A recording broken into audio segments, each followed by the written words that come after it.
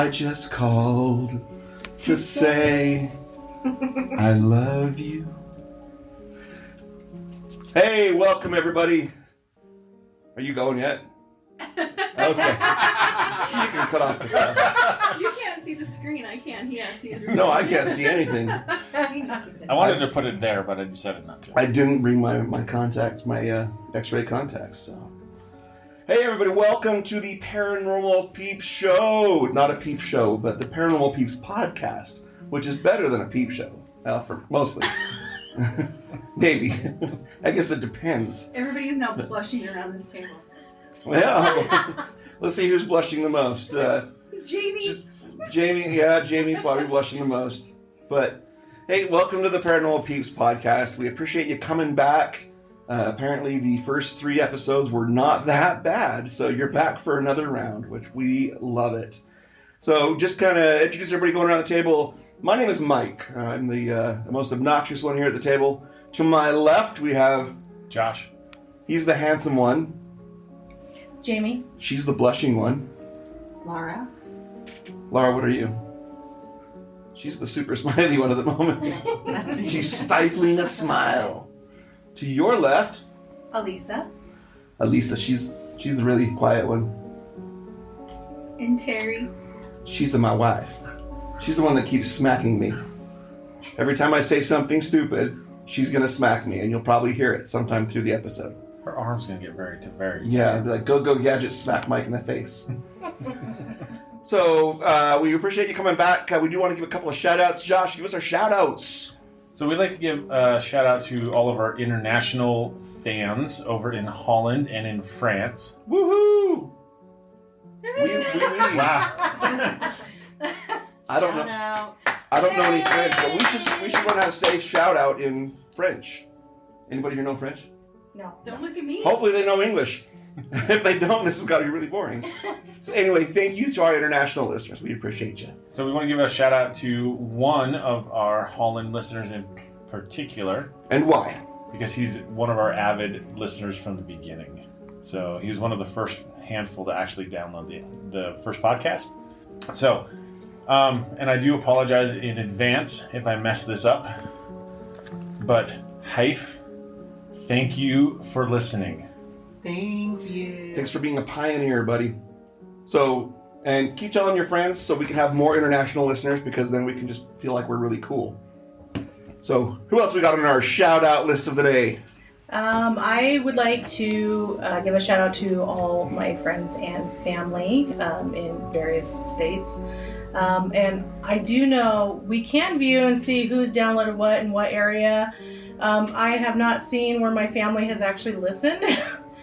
But I do know that they give us very strong support and encourage us to keep going. Wait, if they haven't listened, they can't have shout-outs on the show. They get a shout-out. Well, Nicole especially, she's a team member of CPR, and she just had another surgery, and she's in the hospital, and so we want to give her a shout-out and let her know we're thinking of her and wishing her a speedy recovery. Real quick. And here's for 4 hours of just listening to nothingness while you're sitting there in a hospital bed. Exactly. Yeah. We'll put you to sleep. Take your mind off. Okay, so we also want to give a shout out to all the members of the Payson Historical Society for their information and their help and allowing us to investigate what we're going to talk about tonight, which is the Peteetneet Academy and Historical Museum. So it used to be the Academy, now it's the museum. It's kind of a free-for-all of everything in the city of Payson. Payson's a small town, southern Utah County, just a little while south of Salt Lake City. It's where Elisa was born and where she spent all of her mischievous youth. But we want to thank the members of the Payson Historical Society for helping out and for allowing us to come in to invade their space and to experience what we're going to share with you. So, way to go, Payson! Woo! Wow, nobody else agrees. Wow! I was the only one that had a good time there. Why are you shaking your head, Jamie? He's looking at me like, and I'm like, what? And I'm stone silent, so obviously my fault too. But yes, we want to say definitely thank you so much for allowing us to come out and hang out with you guys. It was absolutely wonderful. Before we get into the Peteetneet story, though, which we know you're sitting on the edges of your seats just waiting you're like just drooling, waiting, like, Peteetneet. We do want to talk about one more thing. Last night, we actually had our team's first official, because we've had other investigations as a team, but our first official residential investigation as this particular group. Most of us have a lot of experience doing residential investigations, and that's where we come out to somebody's house. Someone's got haunts going on in their house. They're nervous, things are weird are happening, and it freaks you out. Well, you don't have to just deal with that. You have people that you can call that can come, and we can investigate it. We can find out what's going on. We can get rid of it if you want to get rid of it. But there's no need for it to live in fear. We don't charge for these. We just come out as just kind of a public service, sharing our expertise and our experience to help you out. So if you've got stuff going on, reach out to us. And we definitely have a website. Where can you go to reach out to us there, Josh? It's paranormalhope.com. Paranormalhope.com. Let's talk about last night. So it was our first official residential. Who wants to go first? Well, I'll give a little backstory. So we got contacted by this lady, and she was having some issues in her house. Her son had gone into the master bedroom, was turning on a light, and while he was in there, he turned around and looked, and there were two shadow figures by the dresser. When they noticed that he saw them, they ran out of the room. And so in the one, I guess the part that really kind of shook them a little bit is it basically ran backwards and looked at him the whole way out. So that part was kind of scary in itself. And then on top of it, they have this closet, and they have a bunch of games and stuff in there. And one of their games was a Tetris Bop It. I know what a normal Bop It is. Not until last night I never seen a Tetris Bop It. But it would go off on its own in the closet. And a lot of times you think, well, that's like some vibration or anything like that. But when we actually looked at it up there, it was sitting on a flat shelf with nothing touching it. So the chances of it going off by itself, pretty low. Yeah. So that's a little bit of the fun backstory of that one. Okay, so yeah, we got there, and most of our team was there. Lisa wasn't able to come. We really missed her. Wah, wah, wah. but she was there in spirit. I wish I could have been there. That would've been But so since everybody was there, I want everybody to participate in this conversation here. So we got there, introduced ourselves, kind of heard about some of the story. One of the things that I thought was really interesting that she said was happening was that there was a picture that was on the wall that had been knocked off of the wall, but it didn't knock into the other things that were around it. Like it should have hit more things, and it didn't. And something like that happened at our house once as well. So that one really resonated with me because, we'd experienced that, and it definitely was something paranormal at our house.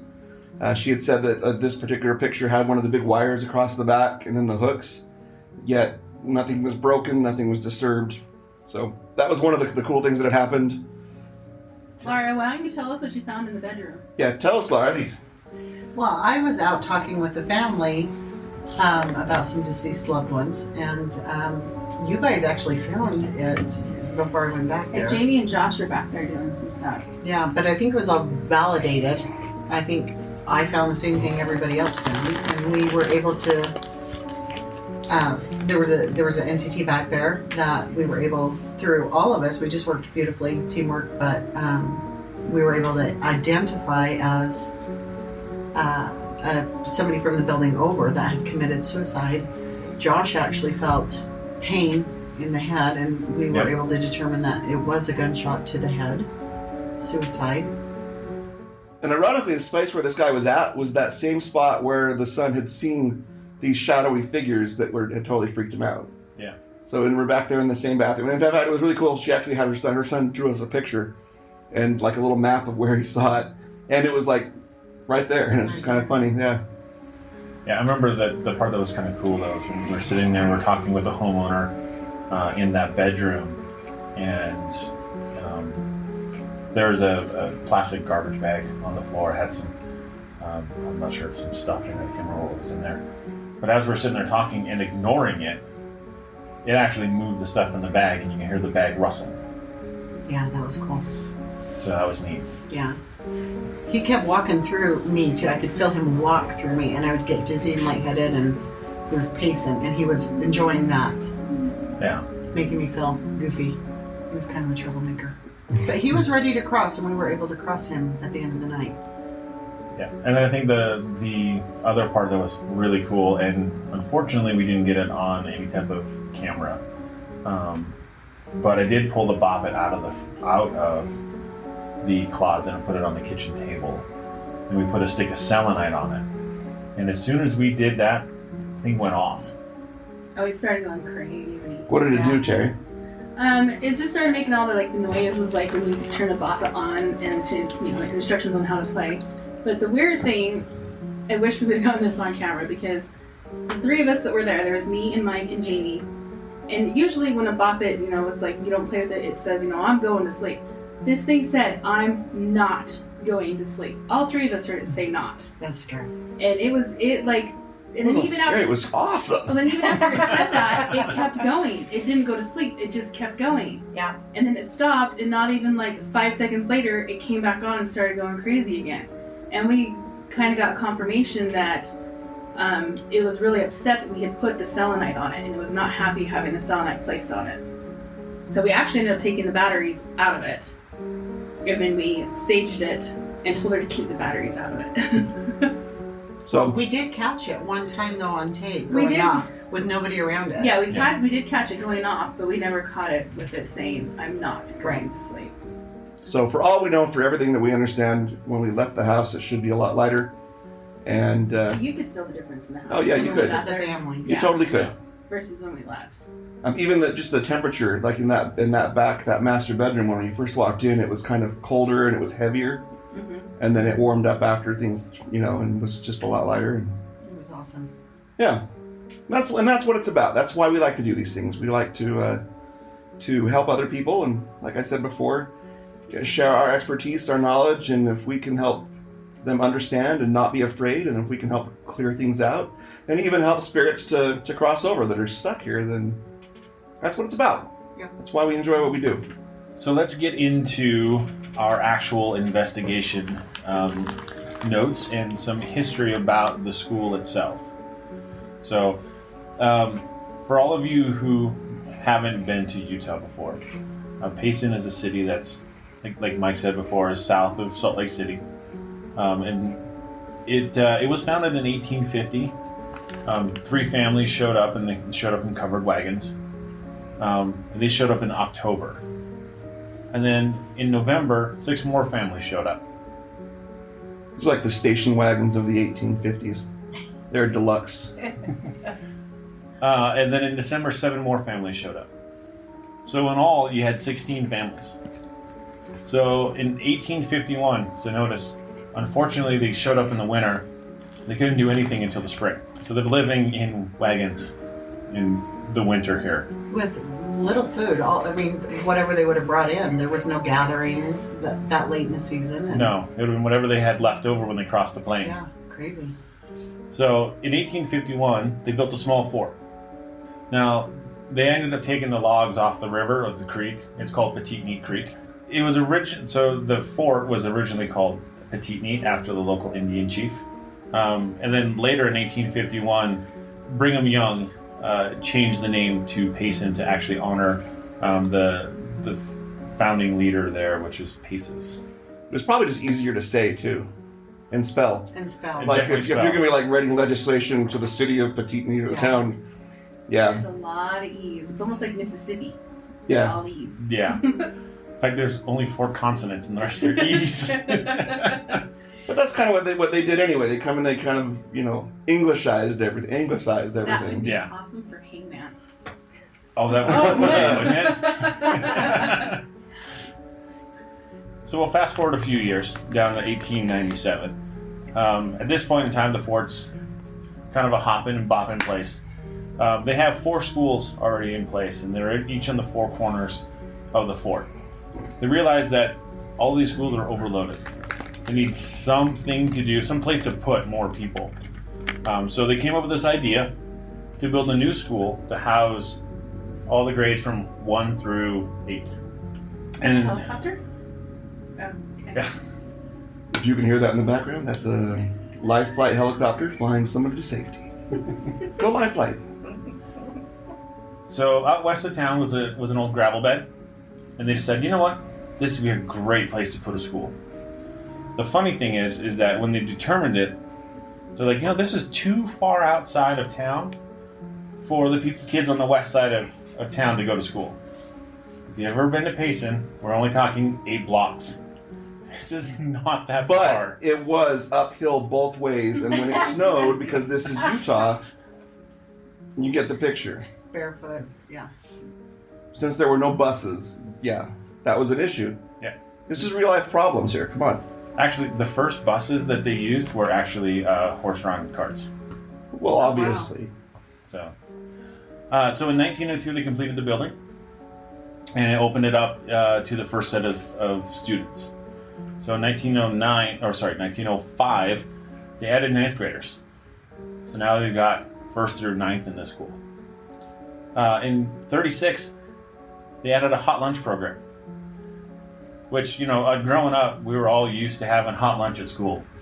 Most of us, unless you brought sandwiches or something. So up until then, they didn't actually have anything. And it's actually a really cool building, too. It's like a 3-story building that they built. It was 3-story stone and brick structure designed by in a Victorian Romanesque style. So if you're visualizing it, you can Google it, which we love Google because it helps things, but kind of visualize as we're talking about it. Visualize this in your head. It's this big structure, has a big belfry on top. Looks kind of creepy now. The interesting thing is the belfry didn't have a bell in it when it was first created. It was actually willed after one of the members passed away. So when it was time for all the kids to come inside, they just hung the most obnoxious kid up there on a rope, and he just like squealed, "Come inside! Math time!" I'm just kidding. And then in 1958, they added another wing. This wing housed an auditorium and a kitchen, and then down the basement they had extra room for classrooms and a library. And a dungeon. No dungeon, sorry. With a dragon. Yeah, with dragons. And so in the 1988, the school was closed. The new schools were coming into play. They needed to have more room, and so they ended up closing it. The cool thing about that is that in the original deed to the property, there was a clause in there that said if it's never used as a school anymore, it goes back to the city. So this actually kind of saved it from absolute destruction to start off at or off the bat. Well, there was a lot of these similar or exact buildings in the little towns around, and they all got torn down. I think there's one still remaining in Springville, but I think all the other towns that had the same design got torn down because they didn't have clauses. The schools tore them down and built a new school where it was at. Yeah. And so at least this one was saved and then back to the city. And it sat empty for many, many years. And so eventually, the city was trying to figure out what to do with it. They're like, you know what? We might as well tear it down. It's costing us a lot of money. This isn't going to work out for us. And so the great people of the People Preserving Peteetneet, it was started by Dr. Gordon Taylor and Larry Brown. So they started this preservation society, and they're actually the ones that help keep it up and running today. So if you go to the museum today and get a tour, it's going to be one of the members of this society that's actually volunteering their time to teach everyone the history of Payson.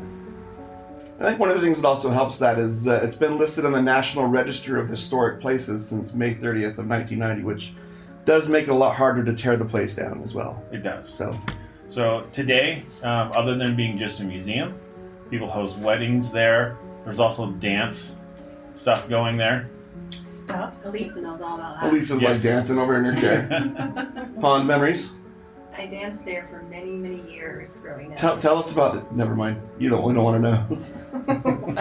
Mike, tell us about Chief Peteetneet. Chief Peteetneet was a very small man. That's why he was named Petite. And he was very neat. He was small and very clean. If you've not met Mike, he's a liar about most stuff. I'm just goofy. Life's more fun when you're goofy, I promise. Try it. Just embellishments, not lies. So Peteetneet was chief of one of the Ute bands. Ute Indians are known throughout the Utah area. That's actually why the state of Utah is named Utah. It's after the Ute tribe. But he was one of the smaller chiefs of the area. He was actually very friendly to the Mormon settlers that came in.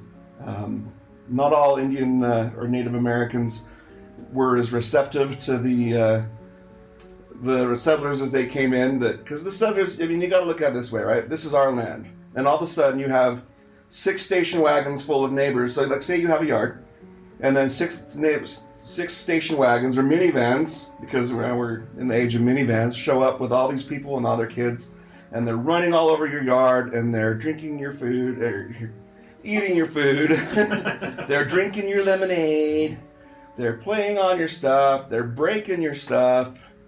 They're raiding your fridge. This is kind of what the settlers, did. I mean, these were like sacred lands. All of a sudden, their livestock are eating stuff that you rely on, and so there was a lot of animosity through settlers, right? This is where everybody knows this. But Peteetneet was actually very friendly and very supportive of the settlers. He was actually very cool, the ideal neighbor for the most part. In fact, there was one point where. There was skirmishes going back and forth, and there was what they called a Mormon militia had gone down to kind of fight some of this band, and Peteetneet was away, and when he came back, they had actually found some of his people had been decapitated, apparently, which doesn't sound like the typical Mormon settler type treatment, but I wasn't there. But anyway, he actually went to the fort and kind of raised the stink, but was actually let it go over. It was kind of...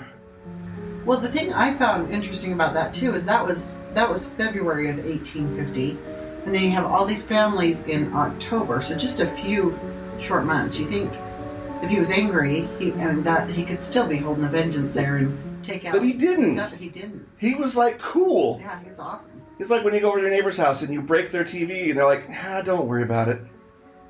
Yeah. Okay, he was like, okay, I'm a little mad, but we'll fix it. He was just pretty cool, and I got to say that was really impressive. One of the things that I had learned about him. He helped. He watched them build their. Let's just say up there it talks about how they wouldn't have survived the winter of 1850 if it wasn't for Peteetneet's help. Well, no, because they were living in covered wagons. Like that's harsh living anyway. Yeah. So you got to have cool neighbors, and it was just very supportive of his new neighbors, and they kept giving land, and so very cool neighbor anyway, very very friendly to all the settlers. The chief actually died in 1861 under some mysterious circumstances, and the interesting thing is on his deathbed he gave the orders to have his wife killed and buried in the valley below his burial, just down below him, so that they could go into the afterlife together. Such a loving husband. That's not uncommon though. Like I think the ancient Egyptians did that too, did they not? Please don't ask to have me killed on your deathbed. Yeah, but I also read a story where she actually shot him. That's He lived a day. He lived one day, and so he knew. So he was pretty. Like, all right, woman, I'm taking you with me. I don't know if that's true, but I did read that. If I go, you go too. Well, the cool story is that supposedly she shot him, and then while he's dying, he's saying she needs to be killed by this axe-wielding woman that kills her, and then they're buried together. Well, at the same time. I'm gonna be honest, Terry. If you ever shoot me, I don't want you buried anywhere near me. Forget you. You're on your own. Enjoy your new life. Just kidding. I love you. Just if you're gonna shoot me, please We have free burial plots up in Idaho, right? No, actually. It's just called a hole in the ground. And The family plot of land up there? I just request that you shoot judiciously, aim judiciously. Make it quick. Don't make me suffer. Don't live for another day. All right, so I think that was something that back in the ancient Egyptians did stuff like that, where they would have various pets or various family members or even slaves, killed and buried with them in their tombs, so that they could assist them and aid them, and they could have their servants. I could be completely off my rocker, but that sounds right. yeah, I think you're pretty close on that one. So, so they were buried there, on the same hillside, and they're actually not in the city of Payson proper, or the city of where Peteetneet's village was. It's actually out maybe about 30 miles away, out in what's called the Cedar Valley, out by a place called Cedar Fort. And at this point, down there in Peteetneet, inside the museum, there's pictures of the chief and his wife that are kind of hung in a place of honor. And so the academy, the building, the museum, it bears his name. And there's a beautiful statue of Peteetneet out in front. On the west side. Yeah. Yes. A lot of people Yes, enter it's- from the east side, but that main entrance is the west side. Huh? Yeah. And that's where I was telling you, it's uphill to get from that statue up the hill up to the school. Ice blocking there in high school was phenomenal. That hill. Awesome. I'm sure that's exactly what he had in mind when he was alive. It's like that's what his tribe did. Like, There were people sledding there the night we got there to investigate. Yeah. this is true. So tell us about the school and some of the famous folks from the school, Josh. So, the school has one very famous teacher. Her name is Irene Corbett.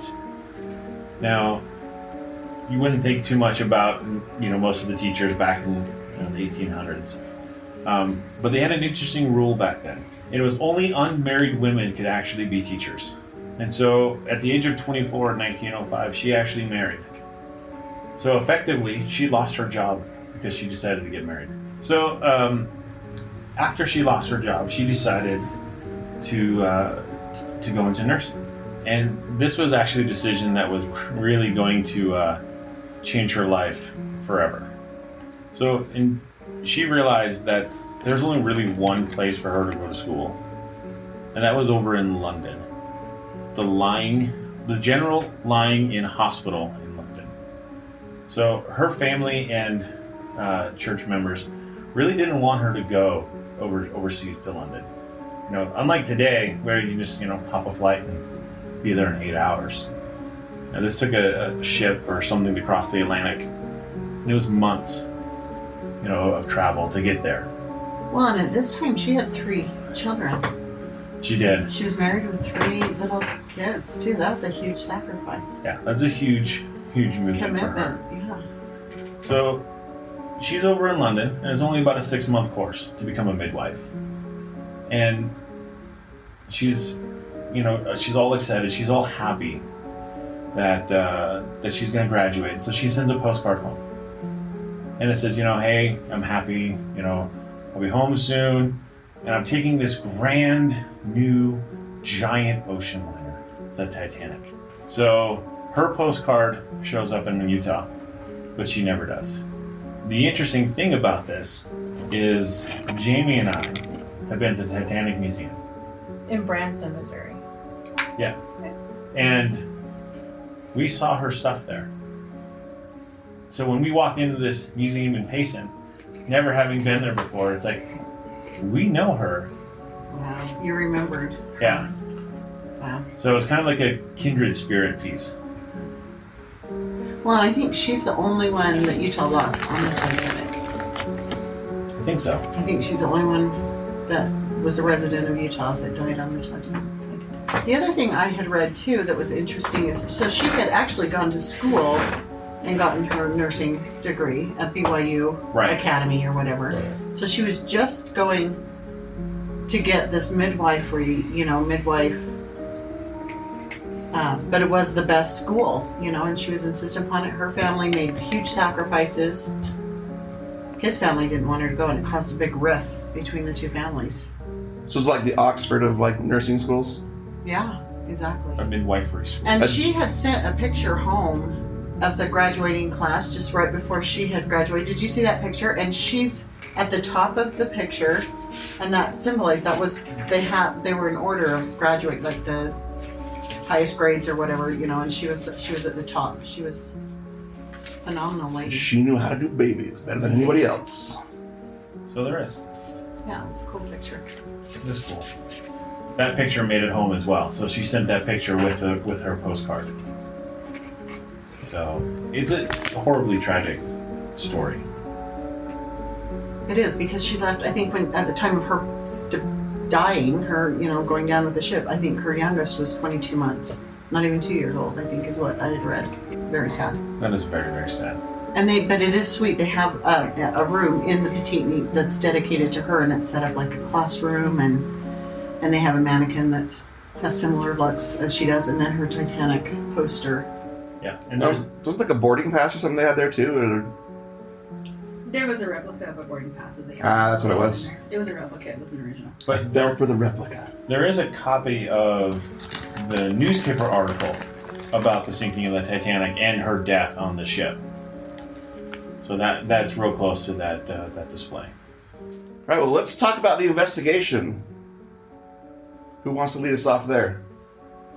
We had the coolest guy that There we go. from the society, because they have somebody come and sit with you, and we had the most awesome gentleman. He was very helpful and just cute guy. Good stories. We went and we set up in the.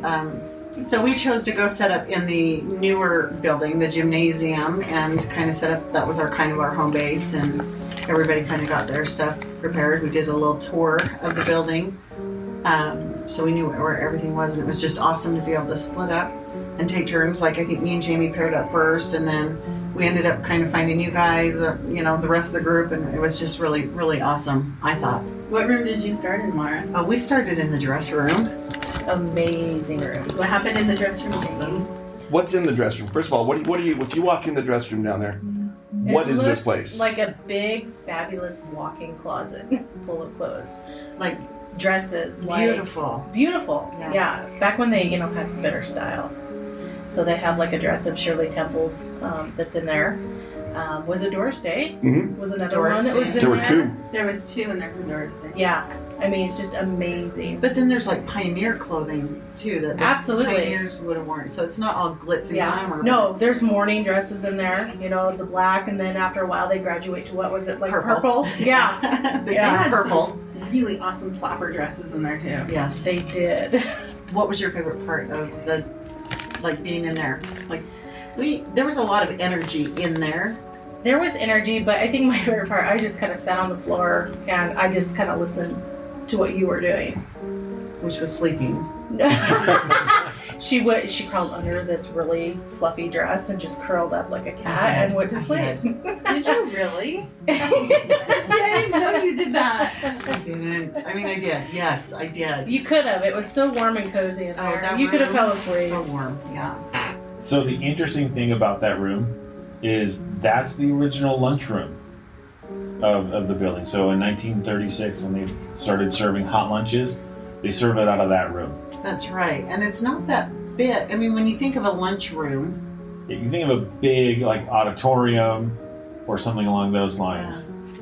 And this couldn't have been more than 15 by 15? Or was that? Oh no, it's probably more like 30 by 30. it was a little bigger. It's bigger than that. Bigger than 15 by 15. I think with all the dresses in it and stuff, it seems. It a little feels bit smaller. smaller. Yeah. But it's not what you would typically think of as your lunchroom. It's probably the size of most people's living room. Maybe a little bit bigger than that. I don't know. 30 by 30 is a huge room. Yeah, I think that's Whoa. bigger. I wish I I had think that it's bigger than room. most people's Right? living room. Yeah, I would say 30 by 30. That's just my guesstimates. But it had a lot of stuff in it, which does make it real enclosed. Because there was the center thing that we were walking around too. So, but there were several. I mean, this is just one small corner of the floor. This is in the basement level, and then the next a room just across the hallway from it. That was the room we started in. That's the room that we started. That's Elisa and Terry and I started in, and they call it. I don't know. I was gonna say I don't remember what room They call it the Western Room. Is that right, Mhm. Josh? Yeah, the Western room. And so, what did we find? Well, the coolest thing that drew us into the Western Room was that there was, besides all the cool Western stuff, and I'm into that, but they had stuff from the Donner Party. Now, if you don't know what the Donner Party is, check it out, Google it. It was a pioneer party that went through Utah, took a different cut than the normal route going to California and Oregon, called the Hastings Cutoff. Caused them all sorts of delays. They ended up getting in to a pass over near Reno, and they were just late because they had been plagued so far and got caught in the snow, and some people actually had to resort to cannibalism. But so there was artifacts from the Donner Party that was in this room, and so that's what drew us in. What else was in there in that room besides the Donner Party stuff? There was something else that was kind of cool in that room that was display-wise. Well, they just had carvings of people that have, like wood carvings. They've had just things that people had donated just to kind of showcase Payson, I guess. The older community in Payson. And then right off to the side of it, the thing that probably drew me into that room the first was that there was a little room. It was probably only 6 by 8, if that. Probably about that size. Yeah, and it seemed short, like very short. And they had converted that into an old blacksmith shop, kind of what an old shop would be. Shower room, right? Bathrooms. No, the bathrooms. whole The whole Western room. room was the actual bathrooms. It was like bigger than the lunchroom. It was, but that was both men's and women's, and so I'm hoping there was. Hopefully there was a divider wall dividing the two restrooms somewhere in there. So in this, so we were in there in this room. Do you want me to keep talking about it? Or? Oh, so in this room, I don't actually really remember what was in the room. It's just what I felt in the room. So when I walked into the room, it was just like, ugh, something creepy and dark just feels in here. Something that's like angry or just ornery. So, and it felt like it was a male. And so I was like, there's something right there. There's something. And then Laura had seen it too. Or like felt it, right? Yeah. So we sat down and we started our EVP sessions and started asking questions and stuff. Now through the whole time, Elisa was doing, she was listening through her recorder, but she had headphones on the whole time. So, yeah, doing live EVP. You know, Terry and I are talking and just hearing things with our own ears. But yet at the same time, Elisa's sitting there cross-legged on the floor, listening to stuff come through the recorder. So she's hearing things that we don't always, or she's hearing things amplified that we don't necessarily hear. Yeah. Live in the moment because Right. she's got the headphones on, which was So it's recording and she's listening to it live. I'll be honest, the main reason why I did that, so I don't have to go back and listen to my own EVP. Hours and hours. Yeah. But it's really cool though. Okay, well, so the first contact with the spirit that we had down there was a lady named Haley, right? Mm-hmm. And we actually got an EVP of her, which was we were sitting there and we were trying to make contact and ask if there was any spirits down there that was willing to talk to us. And so Mike, he goes, we're sitting here by the Donner Party stuff. Is there anybody from the Donner Party that's interested in or willing to talk to us? And all three of us, of course, Lisa had her headphones on, but me and Mike heard it too without our headphones. We heard a little, female voice go, here. And so we got a really cool EVP of that Josh is going to play for us now. So the folks that were with the Donner Party, can you just give us a little sign that you're here? They're back. Did you just say here? So the folks that were with the Donner Party, can you just give us a little sign that you're here? They're back. Did you just say here?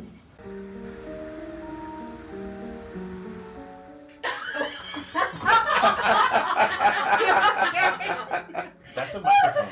So while you were listening to that and you all come back, we're laughing because Laura hit her face on the microphone and it made an awesome ding. It was my headphones. Are we okay? Yeah, I'm good. I don't think I'm concussed. I think I'm all right. All right. So it was really neat that we were able to hear audibly, but What was That was the chair. I don't believe you. But she wasn't actually from the Donner Party. She just took the opportunity to say here because we were, asking for contact. And in conversation with her, we found out that she was there with her husband. No, she was actually she died when she was the teenager. Yeah, she had passed away at the age of 17. Supposedly she had died in a car accident. They were on their way to a school dance, her and her friends. There was an accident and she was killed. I did a little bit of research on the interwebs. I wasn't able to find any evidence of a Haley that was killed in a car accident out there. But Peteetneet is on right off of one of the busier highways, one of the major highways that was through the town before the freeway was put through, before the interstate. And so there is a busy road out there, and it would make sense that there were accidents out there a lot, especially when you get teenage drivers. No offense, teenage drivers. I'm about to have one here within the next year. But but she said that she had been killed in a car accident and was on her way to a dance. And so we talked about her missing the dance and the excitement of going to the dance. And Terry and Elisa really, I don't know, she felt there was like a connection there because of that. So, but she was actually really cool, very positive. And we started talking to her about the other spirit that was down at the overwhelming presence was the older gentleman that was in the blacksmith shop area. He was the one that had that heavier feel to him. You guys described him kind of like a crusty old man, right? Yeah, he was nasty, gross, crude, drunk. Like, he was just not well kept. Like, he just was a mess. I'm imagining him in my head kind of like a really crusty, Stinky Pete from the was it Toy Story? Yeah. Yes. Yeah. That's The kind of a prospector looking type of thing with the grizzly beard and just like, missing teeth or rotting teeth and just. Yeah, he was a rough character. Yeah. So he was a lot of fun though, and so we were talking with Hallie about him, or at least the girl, she said her name was Hallie, and we got that his name was Charles, right? It was Charles. I called him Chuck or Chucky just because, just to work with him or tease him or piss him off or whatever. And that's where we got probably the coolest of the EVPs. I was asking if they ever, what did I ask? If they ever talked to him, or if they ever include him in their conversations. What was it exactly? Do you remember, Jerry? You were kind of asking if they ever talked to him or something, and then you kind of said, no, they're not going to talk to him. Because at this time I was also using my dowsing rods, and so I was getting the answers, and so I said no, because the rods indicated that he'd said no. And then Elisa heard, we didn't hear it live, but Elisa heard it through her headphones, and she's like, oh my gosh, did you guys just hear this? I'm like, what? And so this is what do you want to introduce it? Or you want to just play it? We can just play it. Do you guys talk to him? No. Was that you? Do you guys talk to him? No. Was that you? That's so cool. That's a good one. You did. That's an awesome one. That was the favorite of the night for sure, and to hear it as it happened. And first when I heard it, I was like, wait, hold up, I just got something. But Mike had talked right after that, but I was so focused on listening, I really wasn't paying attention to what the questions were being asked or anything like that. I was more just like zoning in on seeing if I could hear any live EVPs as these questions are going. And so when I heard that, I looked up at Mike, I'm like, was that you? And he had said something after that, but after I had gotten the EVP. So, and it was a completely different voice. And then, no. Yes, I love this. He sounded so like grumpy or angry. He fit the description. You could feel that energy as well when you were when we were talking about him and talking to him. You could feel that energy that he was just a cranky, nasty old man. Yeah. Or not, I don't know how old he was, but he put out that decent age. That curmudgeonly aura. But yeah, it kind of confirmed because you got no on the dowsing rods and you said no, and then right after that you can just hear him just come out, just really mean. No. But then shortly after that, you guys came in with us at that time. Yeah, it was about that time we entered, me and Jamie, Barb and Jamie. And then you had an encounter with Charles. Yeah, well, I went back into the black ships. That is not what was going on. It did used to be the restrooms. Okay, so yeah, we came in and joined you. Jamie and I came in and joined you, and I went back into the blacksmith's room there where he was, and just trying to get a feel of who he was and what his story was. And there was a lot of really gross stuff I picked up on him, some of which I shared, and Mike validated through the rods, I think, or Terry might have as well. Some of them I can't remember for sure, but he actually touched me fairly hard on my bottom. I thought you were hot. On the bottom side Of my dad. You've already said worse. You can say on your butt or on your ass. He slapped my butt, and I didn't appreciate that. But we kind of determined that he was hanging out down there because they were the bathrooms. Yeah, we and he used to go determined down there and spy and be a creeper on little kids. on the kids. Yeah, we determined that and validated that with the rods and stuff. But this was after he had passed, so this wasn't Right. This wasn't while he was alive. This was Right. as a spirit he was doing the creepy stuff. So he's been down there for a long time. So then after we were done down there, we went up to the mid floor and we went into the war room, right? Yeah, the military room. Military room. So we actually attempted to do what's called the Estes method. For those of you who are not aware of what that is, you take an SB7 spirit box, you hook up headphones to it, you run it at high volume so you kind of block out all the noise in the room, and then you blindfold yourself. And so that individual is listening to the SB7 and saying any words that come through, while the rest of the room is asking questions. The person with the headphones cannot hear, Correct. and they're just spouting out whatever they hear Yeah. from the SB7. So, and that was the first time we ever tried it. And so I found it a little on the challenging side. I was the one under the headphones. And so it would be like, oh, I think I heard a word. And by the time you realize you heard something, it was like 45 seconds later. And so none of it would have made any sense. Right. But part of the problem you had was that your SB7 was so quiet, you could still hear us. I could barely hear you guys, but yeah, I could still kind of hear. So it wasn't like a whole total deprivation of noise. And we had the SB7 cranked all the way up. And we were trying to whisper, but we're not very quiet people. It's hard. You can't whisper for the recordings. This is true. Because that sounds like an EVP. You're like, wait, what's that? All of our training. And so that does make it a challenge, right? So you want to speak with a normal voice so that it doesn't sound like a whisper on your digital recorder, so you don't mistake it for something else. And so it was just challenging for us in that way. But during that whole time, during that time, we actually hooked Terry up, and she used an app and another set of headphones. And so we kind of had like a twofer going for that. Yeah, I got moved to the other corner of the room. So Josh was on one side, I was on the other side. But the interesting thing about that is as soon as I sat down and put the headphones on, Josh got my name to the SB7. Yeah, Which was crazy, because I didn't know he said my name until I listened to it like that night after we got home. I didn't know that he had said my name after I put the headphones on.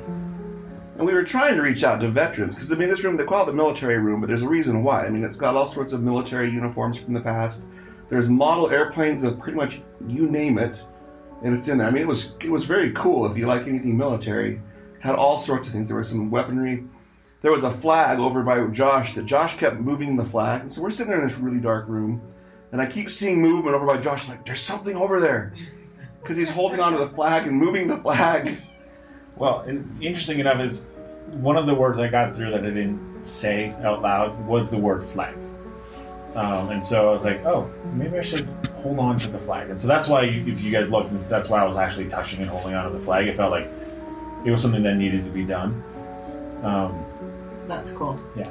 But it was hard. I mean, because you're trying to determine, was that really something I heard or not? And so it's like, do I say that or do I don't say that? Because there was things that I was going to say but didn't say and held back on that I wish I would have said.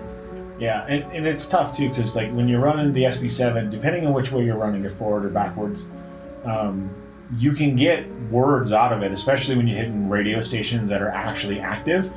And so you're like, well, that was a DJ or something else. And so it does make it much more of a challenge to make sure that you're actually saying the right things.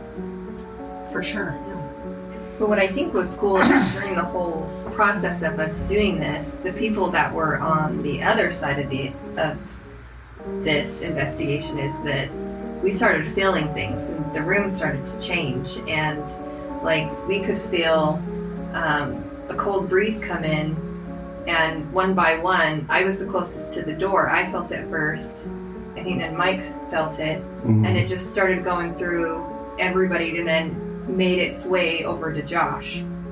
And then... But the air was not on. No. The heat was on. Yeah. It was overall. It was pretty stagnant in there. Yeah. It was. There was not There a lot was of air some movement. radiators on, but there wouldn't have been a reason for a cold. But it Not was a draft, really yeah. cold. It wasn't even just like a little cold. It was really No, it got cold And because I for- started shivering. And for Yeah. investigators, we typically know when you're sitting there and you're investigating, and all of a sudden you get a big hit of the chills and that cold feeling. Typically, it means something negative or something angry has entered your space. That's usually what makes all the little hairs. If you ever watch any of the ghost shows, it's what makes all those little hairs stand up on their bodies, and they're like, "Oh my gosh, I got chills! Look at these! Look at my hair! Yeah. Look at my arm!" Yeah. And that's what that was hitting all of us. But there was that one. There was also. Do you want to talk about the other one in a minute, or? Don't go for it. So there was that one, and we got him in there, and had determined that he was not a happy, not a good spirit, and we were concerned about Josh and Jamie, but he did go out, or not Josh and Jamie. It was sorry. at that time I started getting like really negative and nasty swear words through my app on my phone, but I wasn't going to repeat those out loud. Interesting. Which is, I started getting some, I'm not going to repeat them, but I started getting some really nasty swear words through it. And then it was about that time you guys pulled me out. Yeah, first we pulled Josh. We were concerned that with that sensory, I don't really want to go too much into like sensory deprivation, but where they were at a spot where they were kind of not focusing on protecting themselves, and they were vulnerable. they were a lot more vulnerable. We kind of made the decision, you know what, let's pull them out and abort for right now. Because I had my eyes closed. And I had the headphones on, so I couldn't see or hear much of what was happening in the room. Yeah, and I had my eyes closed too, so I Yeah. couldn't see anything going on either. And so you really are in a vulnerable, open state at that point in time. So it's good that we had, people with us to keep us safe in that avenue. And so we determined that he's what we call it was a type 3 or what we call an inhuman spirit. And didn't you hear him say something like, "I come from the river" or from the canyon? Who was it that heard that? Was that you, Laura? Yeah. So he told Laura he came from the canyon. He was like, "Well, you can just go right back to the canyon there, poser." Head on out. Because we didn't feel anything negative when we first came in the building. The building was... Oh no. It felt good. Like, it felt like it was going to be like a fun, good night. Nothing with anything super negative. So to have this all of a sudden, bam, happen, it was more taking us a little off guard. But then what's cool is with all of our experience that we've all had cumulatively, that you saw us go right into action. Everybody did their thing that they were supposed to do, and everything worked out fine. We eventually got him cleared back out, and things kind of returned back to normal. And he didn't come back. We kind of excused him. There was another one that was really cool, though, that was affecting you, though, Elisa. His name was James. Do you remember him? So there was a spirit that was behind Elisa, that she could feel him putting his weight, like his hands on her shoulders. Do you remember that now? A little bit. Do you want me to keep talking about it? Or do Go you want for to? it. Okay. So we were asking questions about, whether he was a veteran, and this is before this negative entity had come in. Yes. And they were asking, there was something about cousins, and Terry was getting stuff through her headphones, and it was interesting because, and he was like really sad. That was where some of my answers added up and matched to what you guys Yes. were getting of the person that was Yeah, and they were like spot on and almost instantaneous, and it was actually really cool that way. Meanwhile, Josh is over in the corner trying to go, "What the heck are they?" But that's okay. It doesn't always. This was all for science, right? Yeah, because I remember I felt like that, a lot of pressure, and then I remember feeling really sad.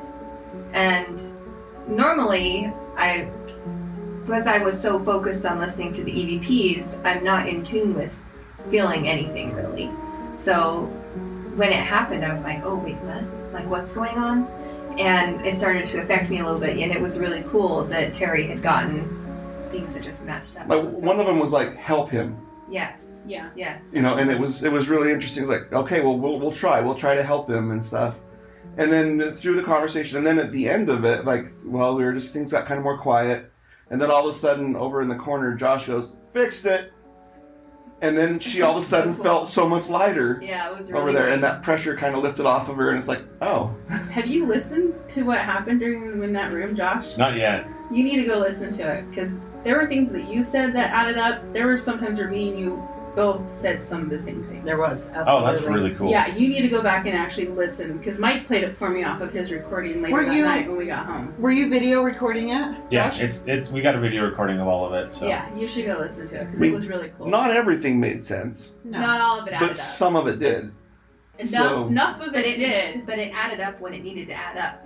Yeah. And so it's one of those things of like, am I 100% sold on the method?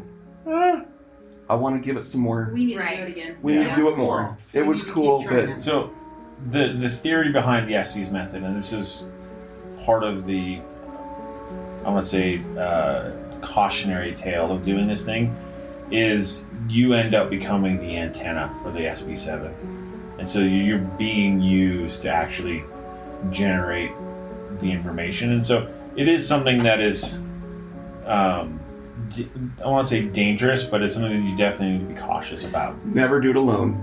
Always have somebody there with you. Absolutely, you should never investigate alone. And don't do this unless you're experienced. Absolutely agree.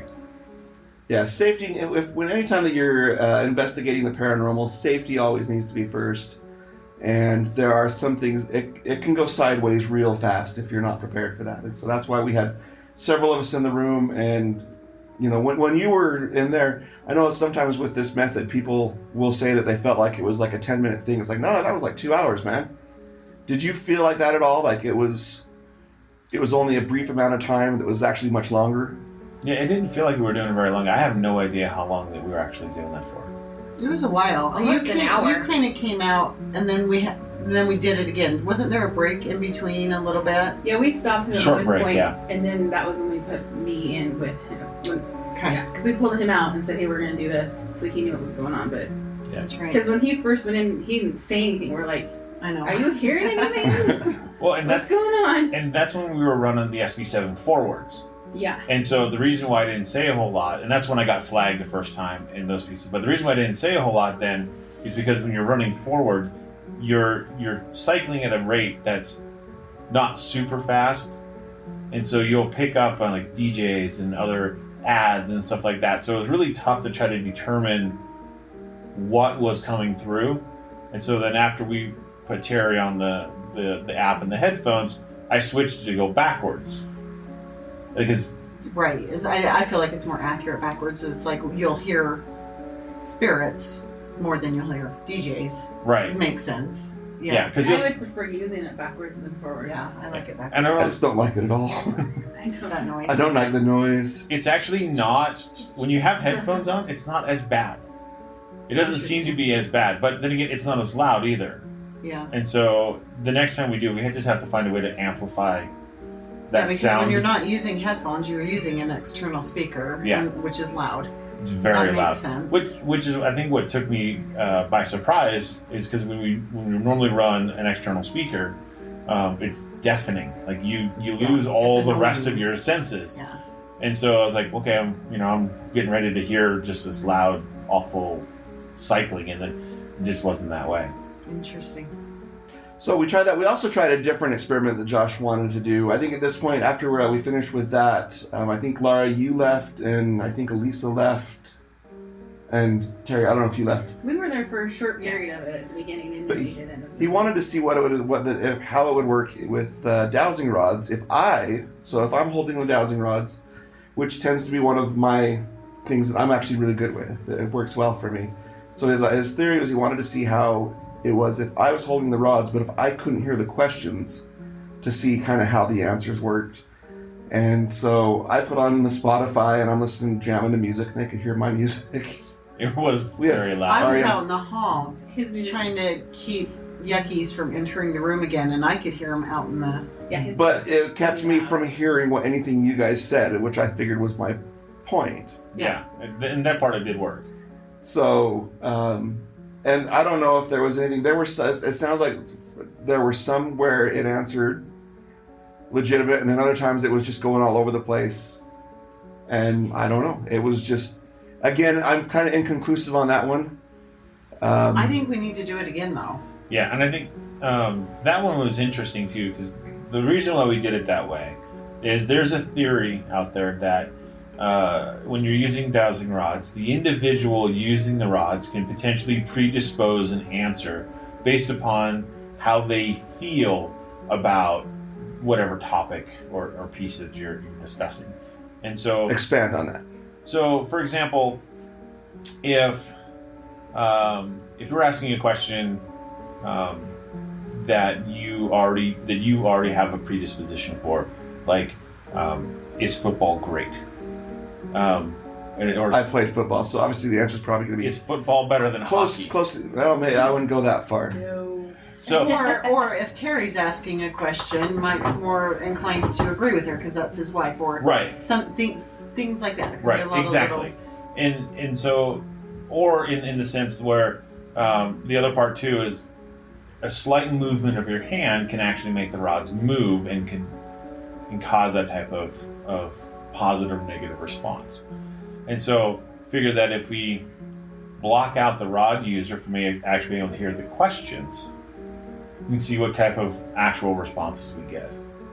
And so we did get yes and no answers according to the questions that we asked. I know there were times where it was just pointing off to like the left. There's another point where it was like spread all the way out and pushing all the way back, and I'm just like, I have no idea what's going on. Wow. But, and then that goes into, and that was part of the fun of it, was just trying to figure out how it would work.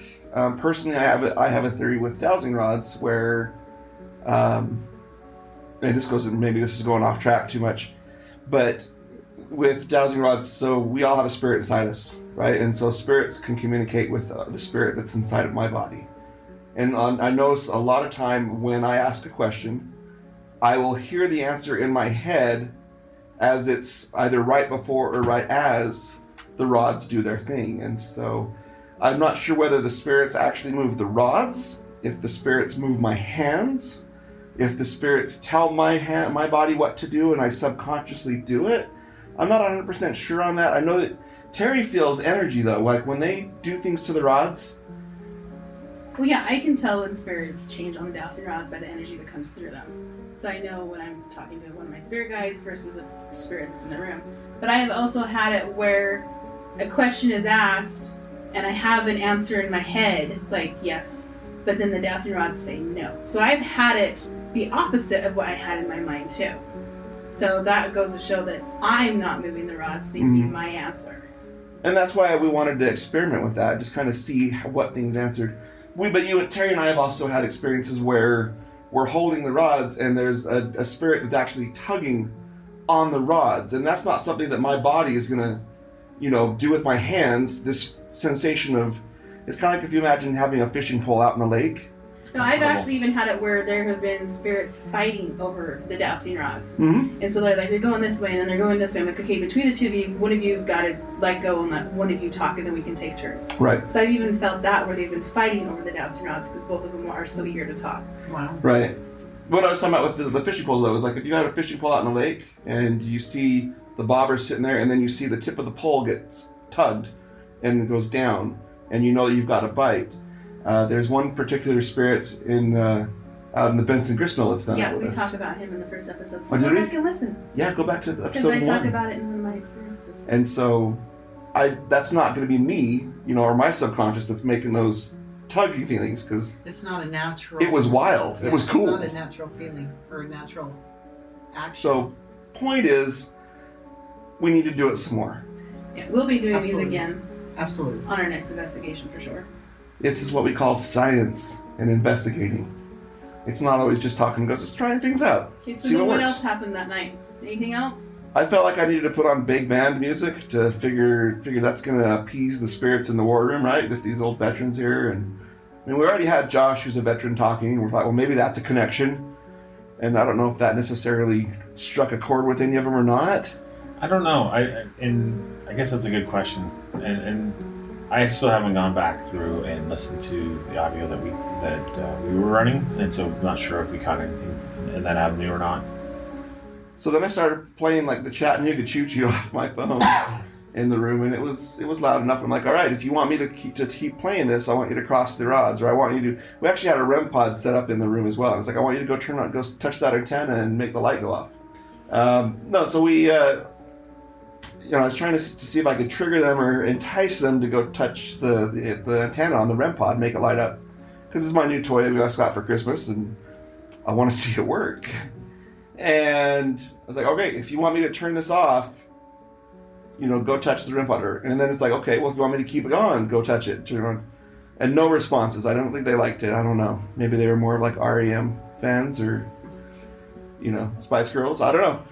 Apparently they weren't attached to the big band music. So after that, we kind of closed up shop in there. We were running short on time. There was other rooms we wanted to go investigate. Well, Lisa and I went down to the dirt room in the basement. So we went down there, and so it's dirt, gravel down in the basement, and we kind of had to go under some pipes and go all the way back down in there. And it was really loud because we were down there by all the pipes and the furnace and everything. And Lisa had her headphones on, and so she was sitting there just listening. It was really quiet, just the two of us down there. I don't think anybody else was down on that bottom floor. Just the two of us were down there. And after a few minutes, she's like, Terry, you need to listen to this. She hands me her headphones. And I put her headphones on and then sitting there listening for a minute. And I can hear somebody's crying. So I take my headphones off and I'm like, it sounds like somebody's crying. And Lisa's like, right? So, she didn't even tell me what she had heard. And then I put the headphones on and I could hear it. So somebody down there was crying. And it was a female. It was a female that was crying. But beyond that, we couldn't get any contact from her. We were trying to say, we're here to help you. Is there anything we can do for you? We weren't getting any responses, but we knew that it was getting really close to time to go. And so, and the thing that I caught was it felt very heavy down in that room. Oh yeah. So it was really, really heavy. And so I don't know if that was more residual, what we heard. It kind of felt like it was residual, but I more felt like Native American presence down in the basement in that dirt floor. But because there's the whole Native American display that you walk past to get down to that. Well, and I think when we were doing the tour, both you and I picked up on Native. Yes. Because you guys went back down there on the tour. That's yeah, right. because when I was a kid, I used to dance there multiple times a week.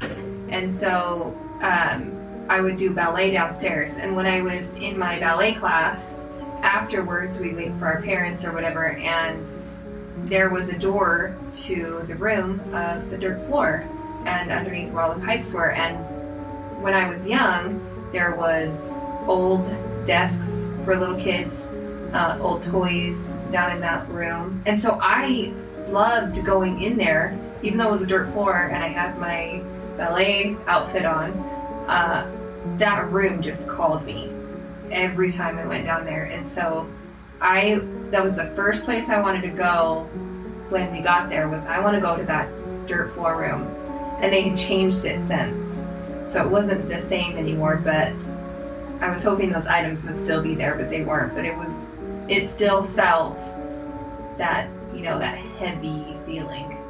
Yeah, the further we went back, you could definitely feel the heavier it got. But the interesting thing is, as we were getting ready to leave, we're like, okay, well, we're going, if you need anything, we can come back to help you or whatever. But then right as we were getting ready to leave, we hadn't moved yet, we were still standing still, we heard a rock get thrown. Mm-hmm. And didn't see it, but we definitely heard it. And I knew, the sound was from our left. Yeah, it was from our left, kind of down. It sounded like it hit the wall and then dropped to the floor. So did that come through on your recording?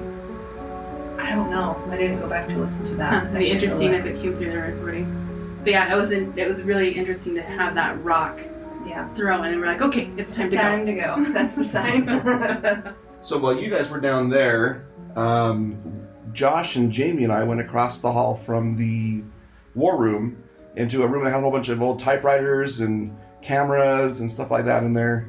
There was an old switchboard. Yeah, there's an old operator switchboard. And so if you've never seen one of those before, it's the old mechanical ones where someone the operator would sit there and pull a cord up and then plug it into whatever connection port that they were going to do. And so we took our very, very first tour there. We had a wonderful city employee that gave us a tour through, Jamie and I. And we asked, when you're giving tours to kids, do they even know what that is? And no one knows. None of the younger generation knows. They don't even know how to use a rotary phone. Well, that's true. And there's a rotary dial on that thing too. So you just know it's like that was how they used to text people back in the day. Like, oh, I get it. Okay. So we were trying to now. Jamie's brother Stacy was there with us as well. He's another member of the team that was investigating, and he had indicated that they had felt a presence over there earlier in the night in that room, and so that's kind of why we went in there. And again, it was pretty mellow in there. I mean, to use the word "dead" in a non-pun is kind of how it was. They had said that they'd heard a hiss in there.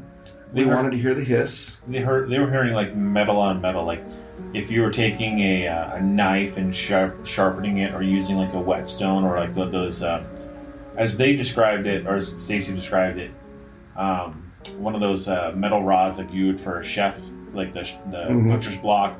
You know, you're running metal on metal. So that's what they said that they were hearing over in this one corner. So we wanted to go in there and check it out and verify. And the cool thing was, we heard it too, and we were able to debunk it. Because not everything about ghost hunting is ghosts. I mean, that's what we wanted to debunk it. And so we determined that it was actually one of the old school heaters that was coming on. And it was actually the sound that made when the steam coming through it or whatever. But it was the sound of the radiator. Yeah, we were able to debunk it, which was really cool because it's nice to be able to debunk things, that we don't always understand. Yeah, but we did end up coming in contact with a spirit there. Mm-hmm. She was kind of hiding out in the back, I guess it'd be the back right corner. That'd be the southwest corner, the northwest corner of the building. And that's kind of where Josh would happen to be standing. He tends to bring out the spirits. They tend to like him, I guess. I guess so. But there was a little bench over there, and he was able to sit down, and she didn't really want to talk much at first, but then we kind of coerced her into it. Yeah, and she actually came and sat down next to you. She did, and you could, I was sitting on the right side of the bench, and so I was like, hey, if you want, you just come sit down at the bench next to me, and you can just get this feeling that there was someone else there. Like, I got a little fuzzy, and my left arm kind of went a little cold. And so you could kind of feel that there was another presence there on the bench. And then that's when we were able to actually start talking with her.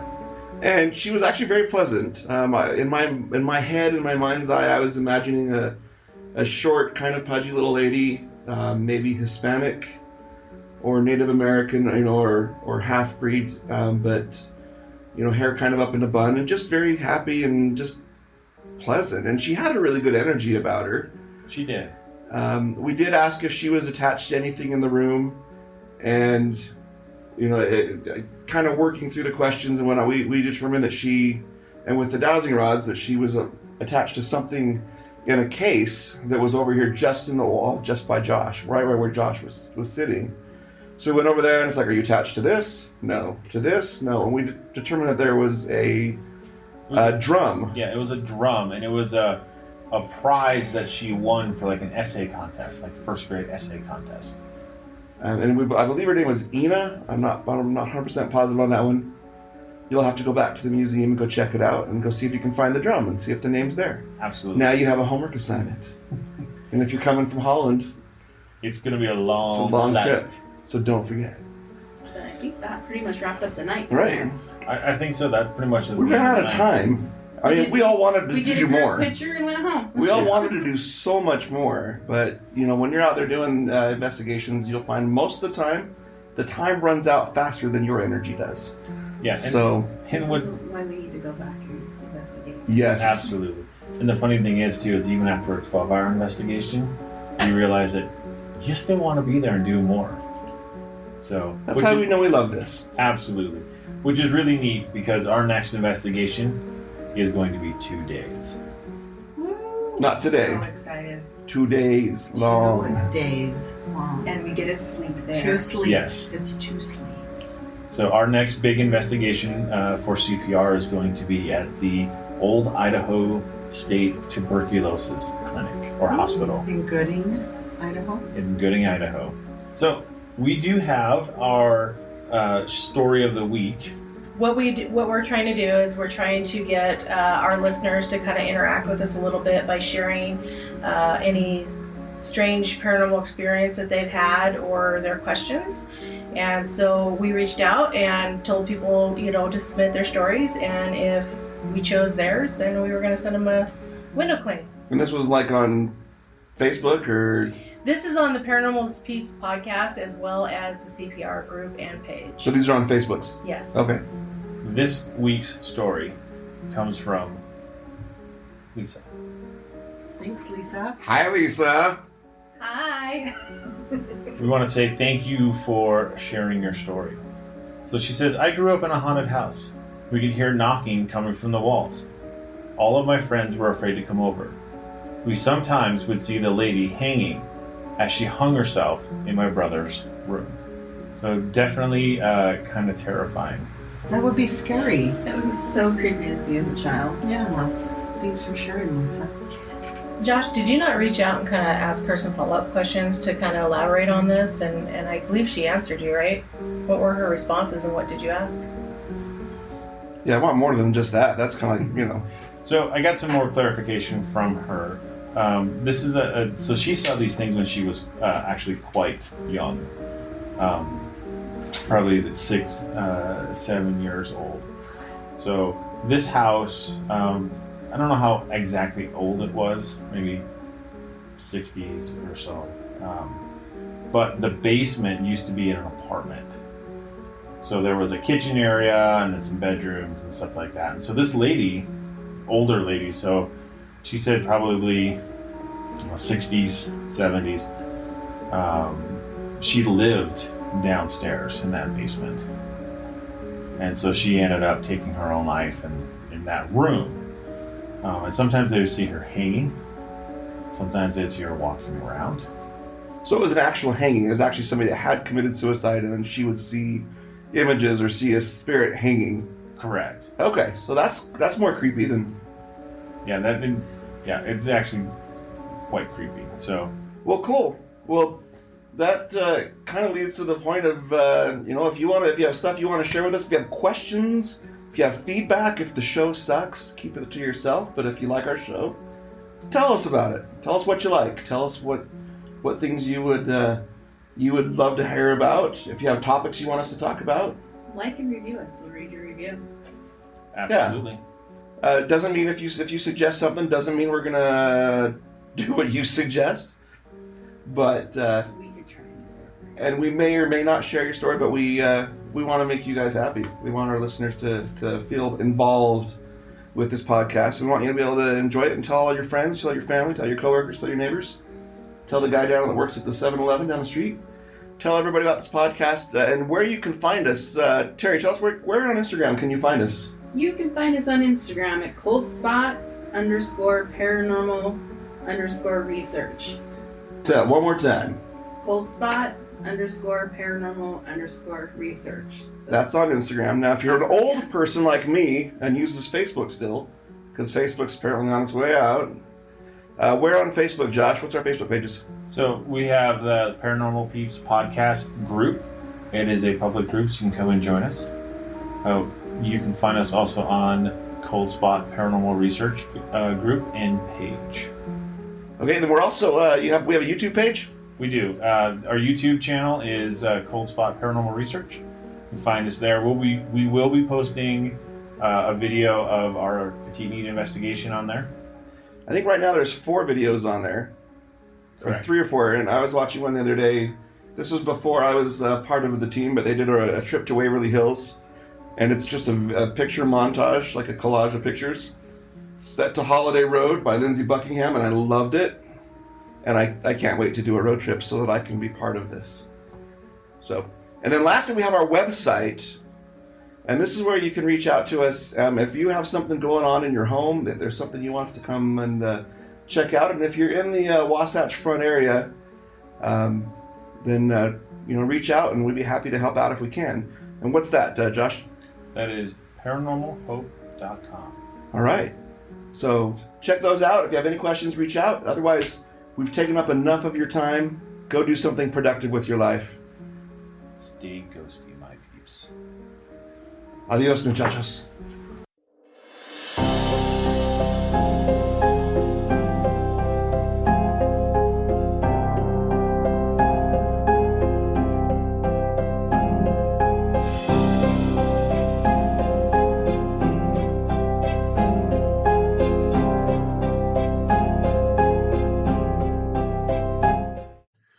Thank you for listening to the Paranormal Peeps podcast.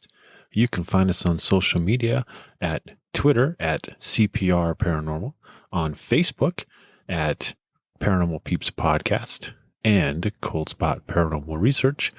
And you can find us on Instagram at coldspot_paranormal_research.